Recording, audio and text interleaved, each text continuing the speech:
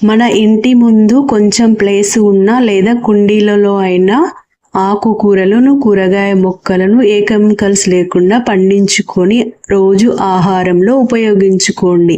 మనం రోజు తినే ఆహారంలో ఒక ఆకుకూర అయినా ఉపయోగించుకోండి. పాలకూర, చుక్కకూర, గంగవాయల కూర, తోటకూర, కరివేపాకు, పుదీనా, కొత్తిమీర, మెంతి కూర, ఇలా ఏవైనా ఒక ఆకుకూరతో ఆహారం తయారు చేసుకోండి.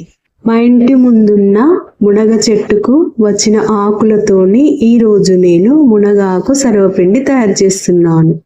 మునగాకులు తీసుకువచ్చి ఏం చీడ లేకుండా వాటిని చూసి దులిపి తర్వాత ఇలా ఆకుల్లాగా తీసుకొని ఒక పాత్రలో నీళ్లు తీసుకొని ఇలా 2 సార్లు కడిగి వీటిని 2 కప్పుల పిండిలో ఈ ఆకులను వేసాను. సన్నగా కట్ చేసిన ఉల్లిపాయ ముక్కలు, 1 స్పూను జీలకర్ర, 1 స్పూను శనగపప్పు, 1 స్పూను పచ్చిమిర్చి పేస్ట్, 1 స్పూను ఉప్పు, 1 స్పూను పెసరపప్పు, 1 స్పూను కారం.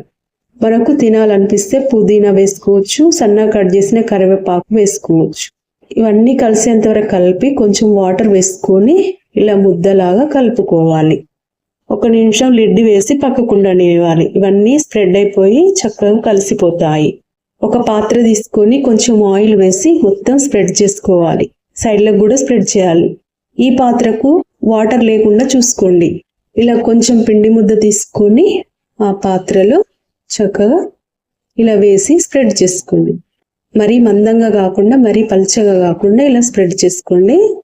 ఇలా మొత్తం స్ప్రెడ్ అయ్యాక కొంచెం ఆయిల్ వేసుకొని వాటికి మధ్యలో రంధ్రాలు చేసుకోండి. ఎందుకంటే మొత్తం కుక్ కావడం కోసం ఇలా హోల్స్ పెట్టుకోవాలి. ఇలా మధ్యలో హోల్స్ పెట్టుకుని ఆయిల్ వేసుకుంటే ఇది మొత్తం కుక్ అవుతుంది అనమాట.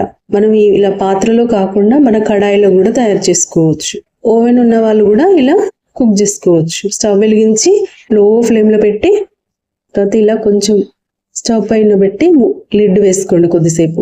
ఇలా అప్పుడప్పుడు మూత తీసి చూసుకోండి, మాడిపోకుండా ఉంటుంది. మీరు ఎంత లో ఫ్లేమ్ పెట్టినా మాడిపోతుంది, అందుకని చూసుకోండి అప్పుడప్పుడు. ఇది తీసి 1 నిమిషం పక్కకుండనివ్వండి, చల్లారుతుంది. తర్వాత ఇలా తీసుకొని సర్వ్ చేయడమే. టేస్టీ, హెల్తీ, ఈజీగా ఇలా మనం తయారు చేసుకోవచ్చు. పిల్లలు పెద్దలు ఎంతో ఇష్టంగా తింటారు. ఉల్లిపాయలు వేయకుండా తయారు చేసుకుంటే ఒక 3 days వరకు మనం నిల్వ చేసుకోవచ్చు.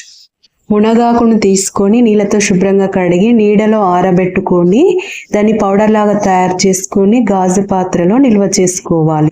మనం రోజు తయారు చేసుకునే కర్రీస్లోను ఈవినింగ్ స్నాక్స్లోను ఉపయోగించుకోవచ్చు. పిల్లలకు పెద్దలకు బోన్స్ బలంగా తయారవుతాయి. ఇమ్యూనిటీ శక్తి బాగుంటుంది. హెయిర్ లాస్ కాకుండా ఉంటుంది. స్కిన్ ఆరోగ్యం బాగుంటుంది. కంటి చూపు మెరుగుపడుతుంది.